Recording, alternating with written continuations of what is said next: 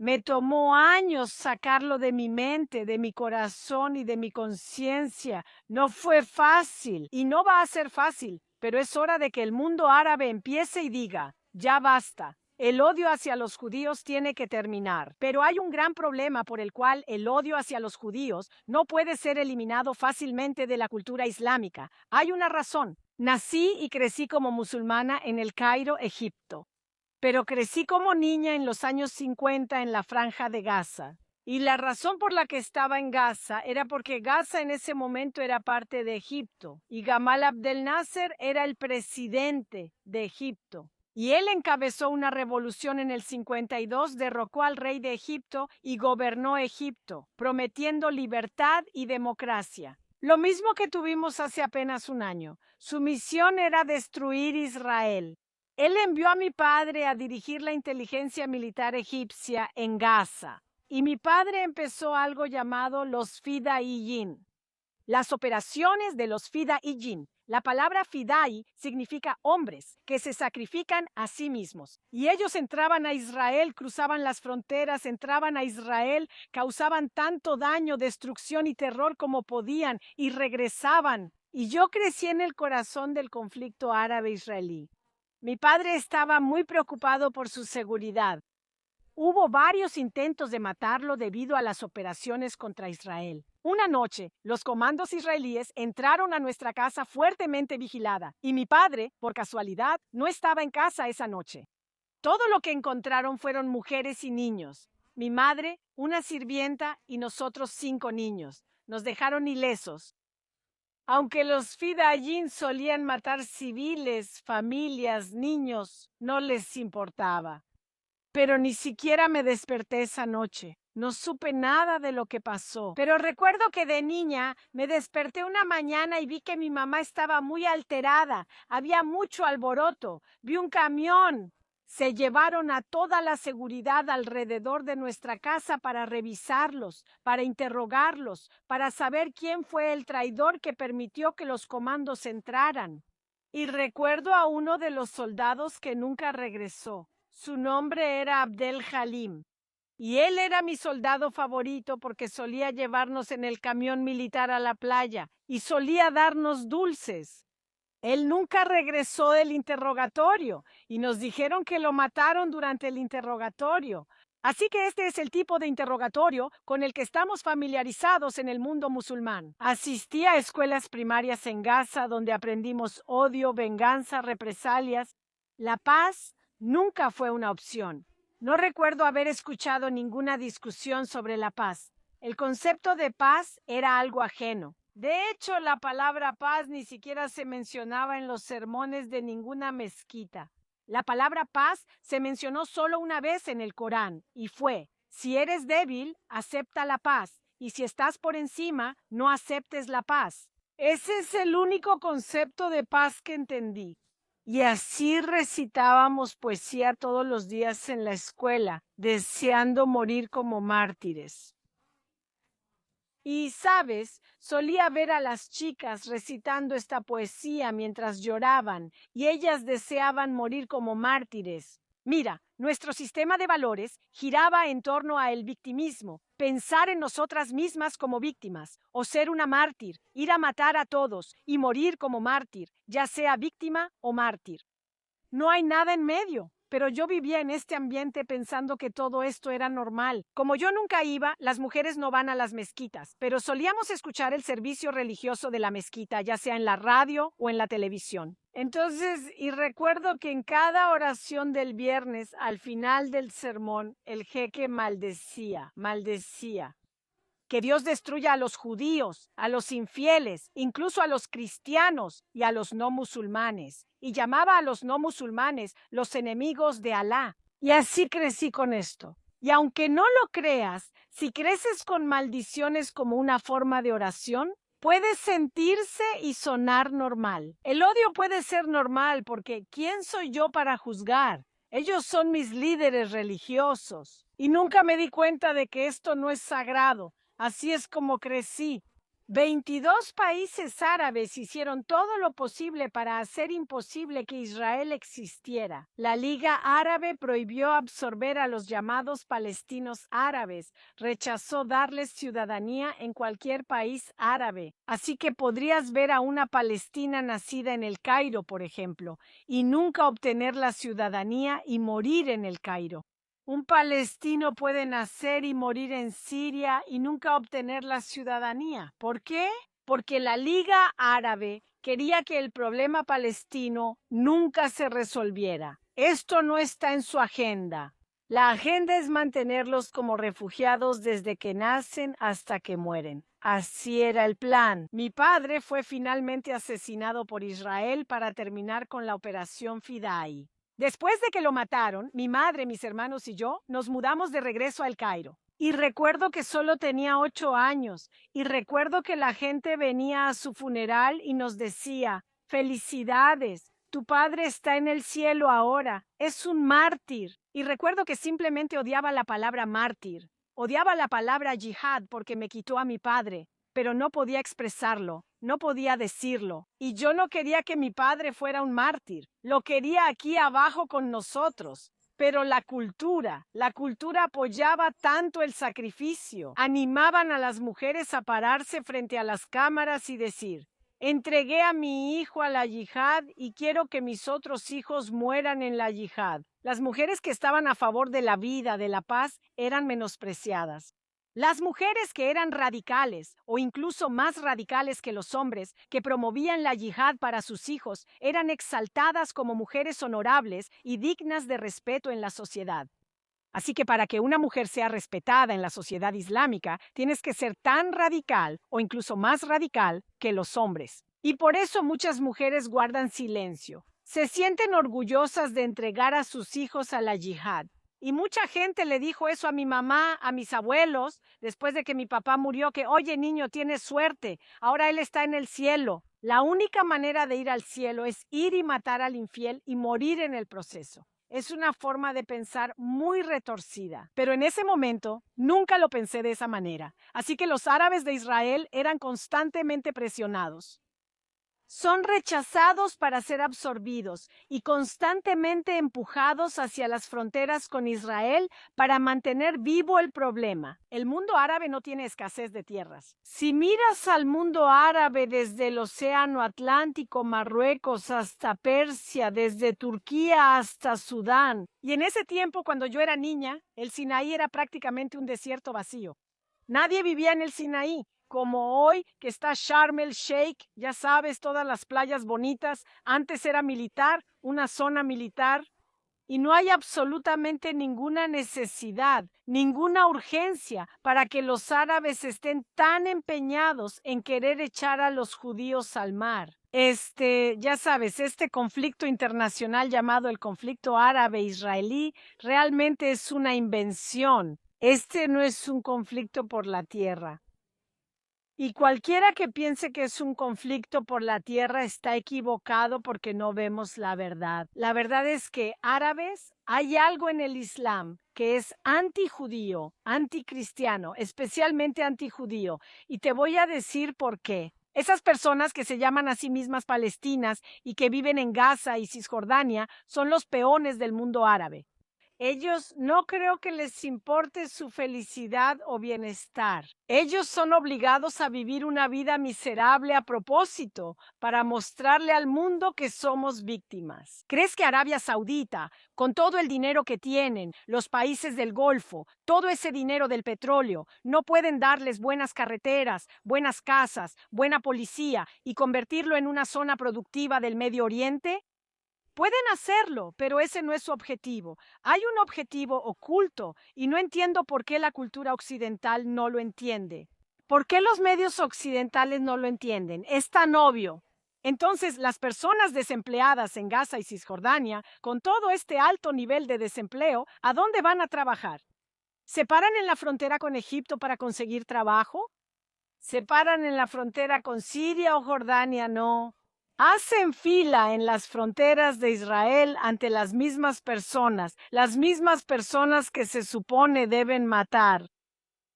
Es una forma muy antinatural de vivir y nadie lo ve, pero van y culpan a Israel. Comparan el nivel de vida de Cisjordania y Gaza con Israel, una democracia, la única democracia en Medio Oriente. ¿Por qué no comparan las condiciones de vida de Gaza y Cisjordania con Egipto, con Siria, con Jordania? Y si lo hacen, verán que el nivel de vida es incluso más alto que en muchas zonas del mundo árabe. Pero los medios occidentales son demasiado perezosos para comparar manzanas con manzanas. Quieren comparar manzanas con naranjas. No sé, ¿cómo puedo llamar ignorantes a los medios occidentales? No deberían ser ignorantes. Y luego van y le preguntan a Israel, ¿por qué no hacen algunas concesiones para los palestinos? Nunca los escucho enfrentarse a los líderes árabes y preguntar a los medios occidentales. ¿Por qué no les preguntan a los líderes árabes? ¿Qué tal algunas concesiones para el pueblo israelí? Nunca escuchamos eso. Y es muy conveniente culpar de todo este terrorismo, especialmente después del 11 de septiembre. Siempre culpan al terrorismo. Es porque tenemos este terrorismo en todas partes por parte de musulmanes. Todo es por la ocupación. Si no fuera por la ocupación de Gaza, si no fuera por la ocupación de Cisjordania, no tendríamos un problema. Todo el problema es por Israel. Eso es lo que quieren dar a entender. Y eso es una gran mentira. Porque yo viví en Gaza cuando era niña y fui testigo del terrorismo contra Israel antes de la ocupación de Gaza y antes de la ocupación de Cisjordania. Y nuestros medios aquí ni siquiera saben eso. Hubo terrorismo contra Israel antes de la ocupación. Así que las personas árabes que dicen que están haciendo terrorismo ahora porque quieren libertad, democracia, no hay libertad ni democracia en ningún país árabe, mucho menos en Cisjordania o Gaza. Así que realmente tenemos que llamar a las cosas por su nombre ahora. Esto es demasiado serio como para aceptar todas estas mentiras y mirar hacia otro lado. Empecé a cambiar. Después de vivir en Egipto durante muchos años, me gradué de la Universidad Americana de El Cairo en Sociología y Antropología y estudié la sociedad islámica desde un punto de vista estadounidense. Gracias a Dios. Y así fue como empecé a hacer preguntas, porque es muy difícil conocer la verdad si dependes de los medios árabes, si dependes de la cultura que te rodea. Y debido a la vida en una sociedad opresiva, me mudé a Estados Unidos. Me mudé a Estados Unidos a finales del 78, 79, y mi vida cambió por completo. Estoy muy agradecida porque fue entonces cuando empecé a conocer la verdad.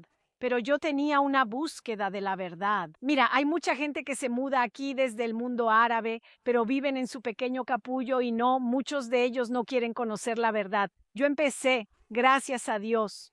Otra cosa buena es que me mudé sola. Así que no me mudé con esta gran familia a mi alrededor que me impedía hacer amistades, ya sabes.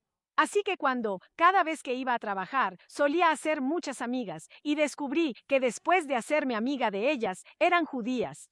Noté que de alguna manera atraigo a gente de esa cultura y ellas se sienten atraídas hacia mí. Tenemos una visión del mundo similar y descubrí que hay muchísimas similitudes.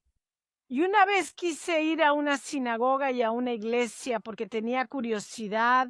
Pensé que iban a maldecir a los árabes de la misma manera en que nosotros los maldecimos en nuestra mezquita.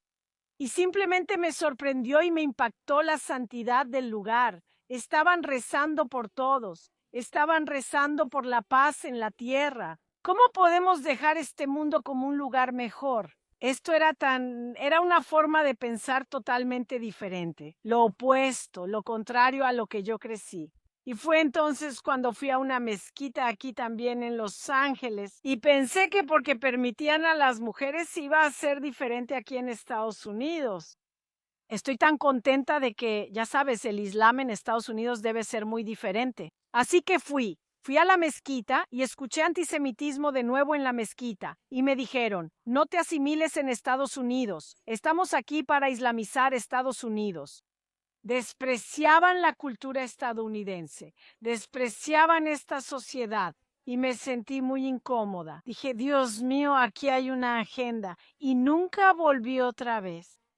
Viví durante 17 años en Estados Unidos sin nada, sin vida espiritual. Fui a trabajar, mi primer trabajo en Estados Unidos. Estaba caminando por el pasillo y como nueva inmigrante leía todo. A donde fuera leía. Quería saber. Y leí un letrero que decía: esta institución no discrimina en la contratación por motivo de origen nacional, raza, religión o género. Y tuve que leerlo una y otra vez. Porque en mi cultura de origen, tu estatus legal depende de si eres hombre o mujer, depende de si eres musulmán o no musulmán. Y en algunos casos de tu raza. Estaba asombrada, sentí que estaba salvada. Estoy salvada en Estados Unidos. Estaba agradecida por esta cultura judio-cristiana. Supe de inmediato que este sistema de valores no es una coincidencia. Este sistema de valores es un sistema de valores judio-cristiano. Y viví mi vida, prosperé en Estados Unidos, tuve hijos, pero fui a Egipto. Después de que mis hijos crecieron, en 2001 me dijeron: mamá, queremos conocer tu país, así que los llevé a Egipto. Era el verano de 2001 y yo tampoco había visto Egipto en mucho tiempo. Y desde el aeropuerto me sorprendió el impacto islámico. No era así cuando me fui. Hablaban de yihad, había mucha ira. Y yo solía ser periodista durante algunos años antes de irme, así que conseguí todos los periódicos para leer los artículos. Y leí artículos que eran muy insultantes y llenos de odio sobre el embajador estadounidense porque era judío, criticándolo de una manera vulgar. Y simplemente estaba muy disgustada y me sentí muy mal, casi caí en depresión por eso. Mis hijos, ya sabes, tuvieron experiencias similares y ellos fueron traídos, ellos nacieron y crecieron en Estados Unidos. Y una vez estábamos en un taxi y el taxista estaba insultando a los cristianos en Egipto.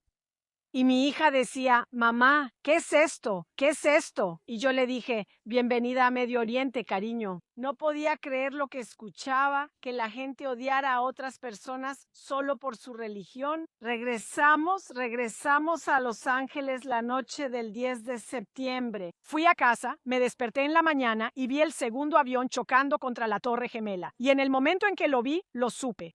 Esta es la ira que dejé atrás. Esta es la propaganda de la yihad día tras día. Y para mi sorpresa, 2 días después, me entero de que Muhammad Atta, de El Cairo, es el líder de los 19 terroristas, la misma ciudad de la que yo vengo. Me quedé impactada. Lloré. Es un sentimiento muy extraño cuando tu cultura de origen está atacando ahora a tu país. Y llamé a muchas personas que conozco en Egipto. Quería que me consolaran. Quería que me dijeran que hay algo mal en la forma en que estamos criando a nuestros hijos. Es momento de hacer una reflexión profunda. Quería que hicieran eso. ¿Es buena idea enseñar odio a los niños? Pensé que esa iba a ser la discusión en el mundo árabe hoy, y llamé al menos a 8 personas. Cada una de las personas a las que llamé, aunque no se conocían entre sí, me dijo lo mismo. Nonie, ¿cómo te atreves a decir que los árabes hicieron esto? ¿No sabes que esto es una conspiración judía? Los judíos lo hicieron. Ellos estaban saliendo corriendo del edificio porque sabían que iba a pasar. Ellos estaban enojados conmigo por atreverme a decir que tenemos que mirar hacia adentro para detener esta locura. Colgué el teléfono y lloré de nuevo. Esto es, nunca planeé hacer lo que estoy haciendo. Lo que estoy haciendo surgió como una reacción a estas llamadas telefónicas. Colgué el teléfono y es una sensación muy extraña y muy pocas personas la sienten alguna vez. Pero es una sensación de estar totalmente alienada de tu cultura de origen, de la gente con la que creciste, de la cultura que conoces en la que creciste. Esto no es un sentimiento feliz, es muy triste. Pero ¿cómo puedo sentirme relacionada con una cultura que depende totalmente de invenciones y mentiras? Es un sentimiento muy extraño que no le deseo a nadie porque fue muy triste.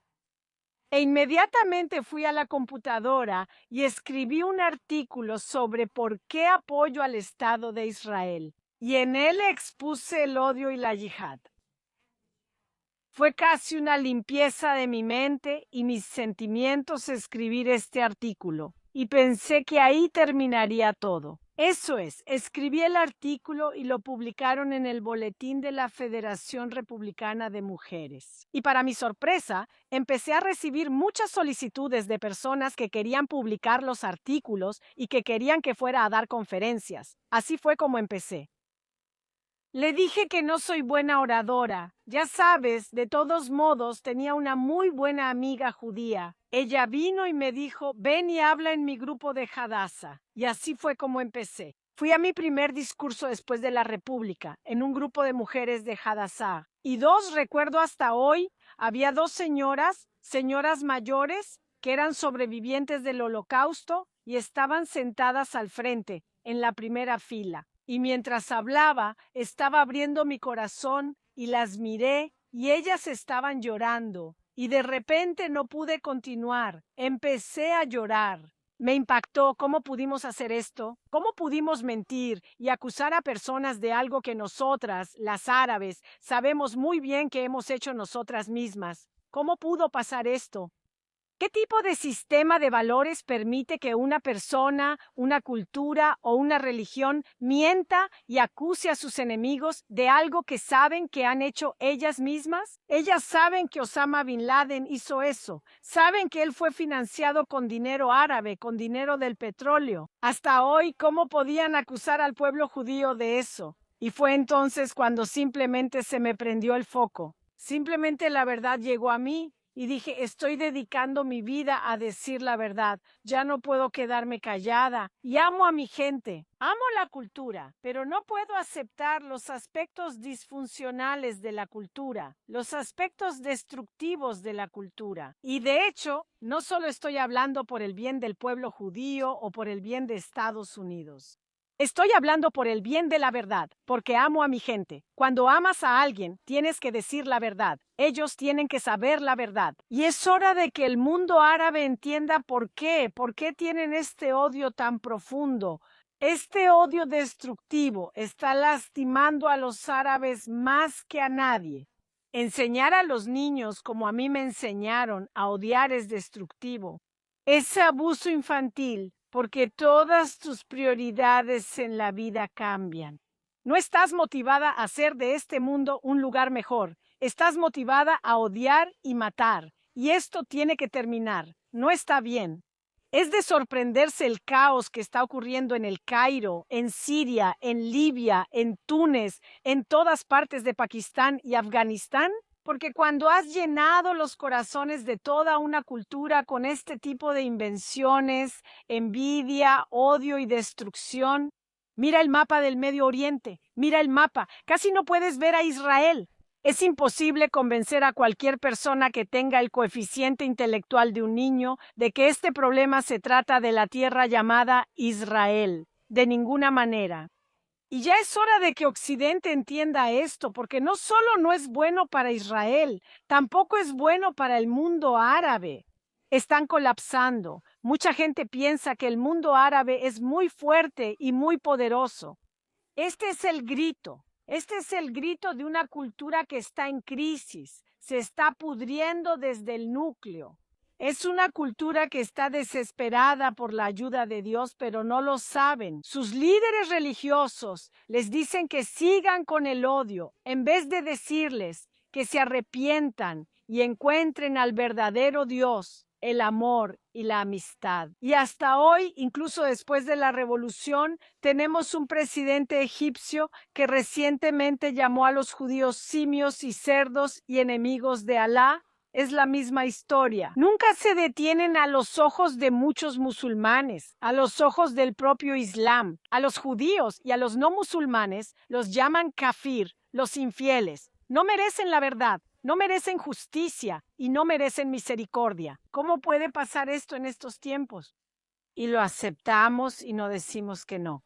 Así que ahora tenemos un presidente en Egipto que es islamista y hay caos por todas partes porque no se puede tener libertad y democracia. Nunca, el mundo árabe nunca tendrá libertad y democracia. Cuando el odio es lo primero, cuando la yihad es lo primero, cuando matar a tu enemigo es lo primero, cuando estás obsesionado con mentiras y calumnias, nunca tendrás paz y democracia. y ellos no entienden eso. Y hablo precisamente porque amo mi cultura. Algunas personas me llaman islamófoba. No soy islamófoba porque una fobia es un miedo irracional. Creo que tengo un miedo razonable, muy razonable, y algunas personas se preguntan por qué. Nadie hace esta pregunta. ¿Por qué todas estas mentiras y calumnias contra el pueblo judío, contra Estados Unidos? Llaman a Estados Unidos el gran Satán y a Israel el pequeño Satán. ¿Por qué? ¿Sabes que en la televisión siria, en la televisión árabe y en la televisión egipcia, las constantes mentiras día y noche sobre el pueblo judío son increíbles? Hubo un programa que decía, y en él no solo había líderes religiosos, algunos de ellos eran científicos árabes, diciendo que, ¿sabes por qué Israel fue a Haití a ayudar con el terremoto? ¿Sabes por qué? ¿Sabes por qué? Porque Israel en realidad quería extraer los órganos del pueblo haitiano. Estos son la élite intelectual del mundo árabe. Cuando los intelectuales del mundo árabe dicen eso, ¿qué esperas del hombre común? Y te preguntas por qué odian, porque día tras día les dicen esto. A mí me dijeron cosas horribles sobre el pueblo judío. Me tomó años sacarlo de mi mente, mi corazón y mi conciencia. No fue fácil. Y no va a ser fácil, pero es hora de que el mundo árabe empiece y diga, ya basta, el odio hacia los judíos tiene que terminar. Pero hay un gran problema por el cual el odio hacia los judíos no puede ser eliminado fácilmente de la cultura islámica. Hay una razón. Si miras el Corán mismo, si miras la historia del Islam, si te remontas al siglo VII, no tienes que irte hasta 1948. 1948 no es la razón por la que odian a los judíos. Esto es solo una excusa. En el siglo VII, Mahoma comenzó su mensaje en la Meca, queriendo una religión árabe, una religión que surgiera desde dentro del mundo árabe, y la vinculó con la religión abrahámica para obtener algo de credibilidad y pidió a su gente que creyera en él como el Mesías. Su gente en la Meca lo rechazó. Pasó 13 años en la Meca tratando de difundir el Islam y solo tenía 150 seguidores, entonces decidió que los medios pacíficos para difundir su mensaje no funcionarían. Dejó la Meca y se mudó a Medina. Medina era una ciudad judía. Incluso la palabra Medina era una palabra judía.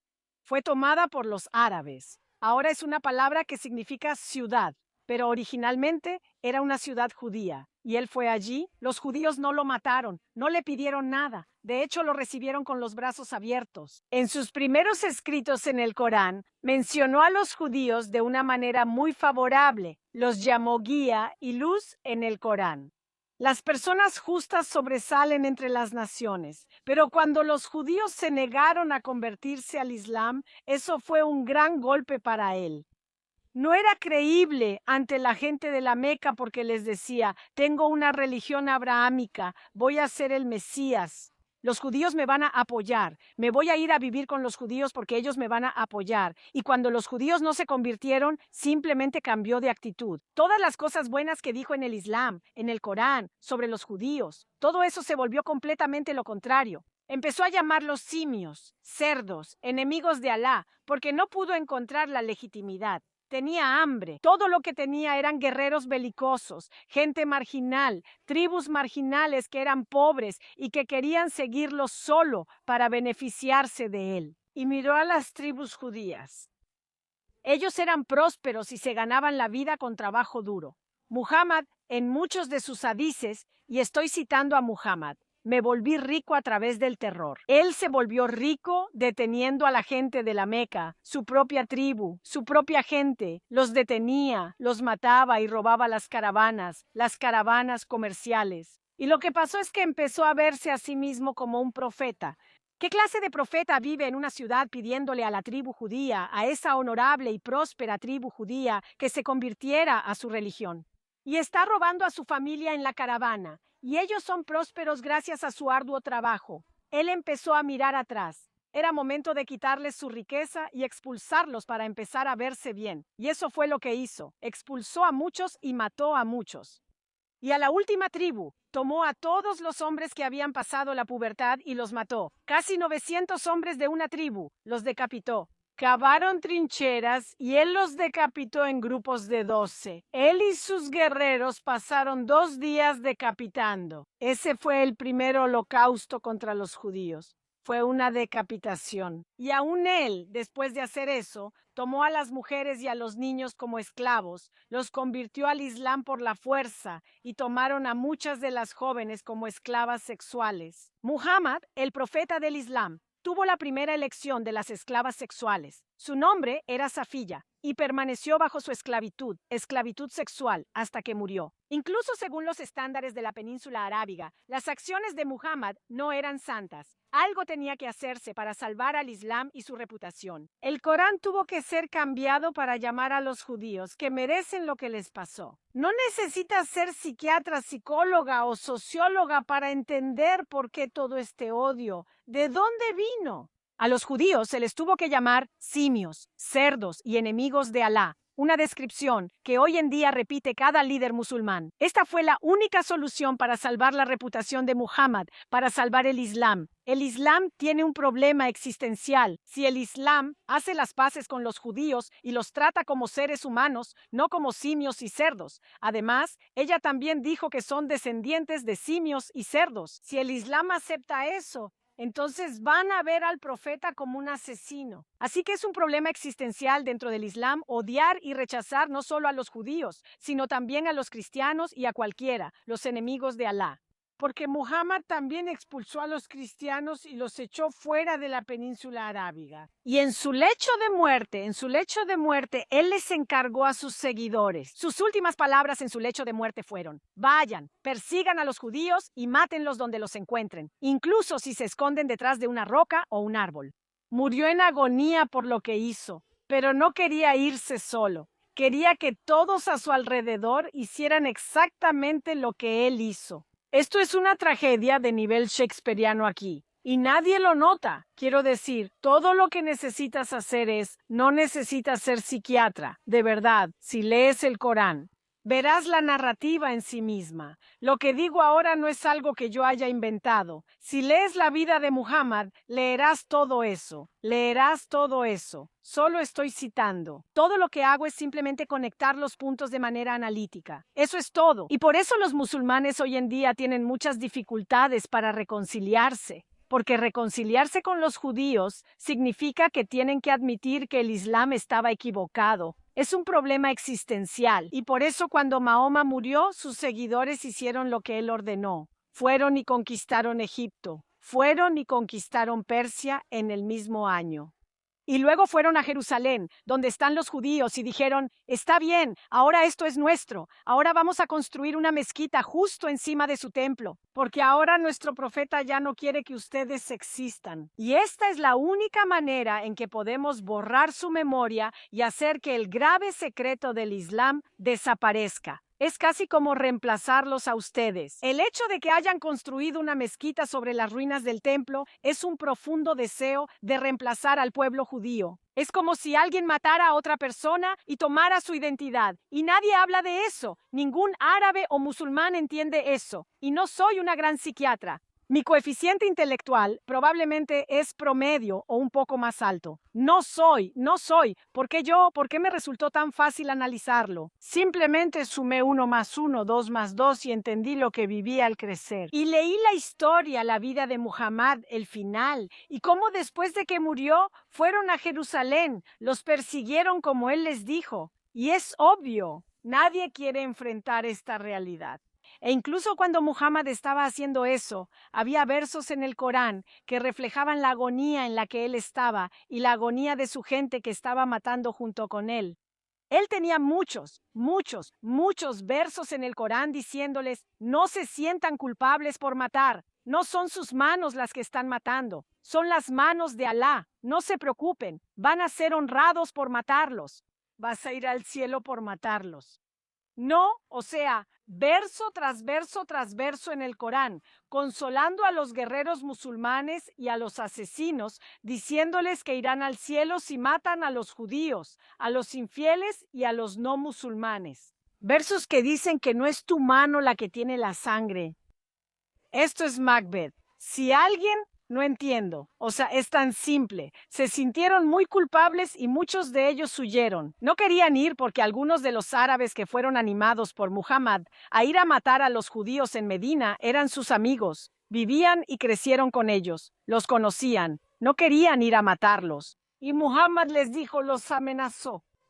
Él dijo, van a ser torturados y asesinados. Su Alá ya no los va a amar, van a ser malditos. Verso tras verso tras verso en el Corán, maldiciendo a los musulmanes que no quieren matar. Y verso tras verso tras verso en el Corán, diciendo que aquellos que matan van a ir al cielo. De la misma manera que me dijeron después de que mataron a mi padre que él iba a ir al cielo. Glorificar el asesinato se convirtió en la única salida para el Islam. Y esta es la tragedia con la que hemos vivido durante 1400 años, y por eso el enemigo número uno del Islam es la verdad. El Islam es un tigre de papel. Mucha gente piensa que solo tienen dinero del petróleo. Esa es la única fortaleza que tienen. Y desafortunadamente, Occidente no quiere perforar en busca de petróleo porque nos importan los caribúes. Bueno, Arabia Saudita ha estado perforando durante 100 años, discúlpame, y la esperanza de vida de las personas en Arabia Saudita es la más alta en su historia. Discúlpame, no veo ningún camello muriendo en Arabia Saudita por la perforación petrolera. Veo que su hábitat y el Mar Rojo son hermosos. Tienen excelentes lugares de vacaciones en el Golfo y están perforando como locos. ¿Crees que las mismas compañías que están perforando allá pueden perforar aquí sin matar a los caribúes? ¿Por qué nos estamos haciendo esto a nosotros mismos? ¿Por qué les estamos dando nuestros dólares para que vengan a matarnos y para financiar a Osama Bin Laden? ¿Por qué? Concluye y luego haz tu pregunta. Pero antes de concluir, es hora de que Estados Unidos deje de intentar salvar a los musulmanes de sí mismos. Luego, Irak toma el control de Kuwait. Vamos y matamos a nuestros jóvenes estadounidenses para salvar a Kuwait de Irak, que también es musulmán. ¿Nos dieron las gracias? ¿Nos aprecian? No. Vamos a Europa para ir a la guerra contra los serbios junto con los musulmanes. ¿Nos amaron? No. Vamos a Libia para salvarlos de su dictador opresivo. Los sacamos. ¿Qué hacen ellos? Matan a nuestro embajador y a algunos héroes estadounidenses. ¿Le dan las gracias a Estados Unidos? No. Detente, deja de intentar rescatar a personas que te menosprecian, y mientras más los rescatas, más te odian porque se sienten inferiores. Es hora de que los dejemos aprender de sus errores. Cuando seguimos rescatándolos de sí mismos, terminan odiándonos, no amándonos, porque no quieren ser no quieren ser rescatados por personas a las que llaman simios y cerdos y enemigos de Alá. Es difícil para su orgullo, ¿sabes? Así que trata de entender ese punto. Y seguimos haciendo eso cada vez. Cuando las naciones africanas pelean entre sí y se matan, no intervenimos. ¿Por qué lo hacemos con los árabes? ¿Qué? El petróleo es una broma. Podemos perforar y tener nuestro propio petróleo. No lo necesitamos. Y además es una broma porque no importa si es Saddam Hussein quien gobierna o si es el reino saudita. De todas formas nos lo van a vender.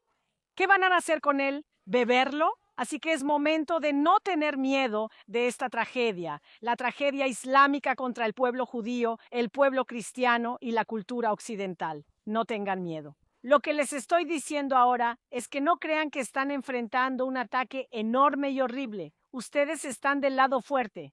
Lo que quiero que sepan es que tienen a Dios de su lado. Y ellos, déjenme decirles, ellos están sufriendo. Mi corazón sangra todos los días cuando veo a muchos egipcios escribiéndome, sálvanos, quiero salir de aquí. Están empezando a darse cuenta de que algo está mal en su religión. Están empezando. Hay mucha gente que está dejando el Islam. El Islam se está pudriendo desde el núcleo y por eso hay tanta agitación, porque no están en paz consigo mismos. No están en paz consigo mismos. El Islam no les dio paz. Y por eso tenemos que entender que tenemos el poder. Tenemos la verdad de nuestro lado. Perdí a mi familia, toda mi familia. Mi madre tiene 92 años. Ya no me habla. ¿Por qué? Porque tengo un sitio web llamado Árabes por Israel. Mira, esto es doloroso para mí, pero la verdad, muchas gracias. La verdad es más importante para mí y los amo. Les escribo y les digo, los amo. Pero ya basta. Tenemos que levantarnos y decir la verdad. Quiero ver si la gente judía se ofende. Por favor, oféndanse cuando digan mentiras sobre ustedes. Quiero una manifestación cuando los llamen con todos esos nombres.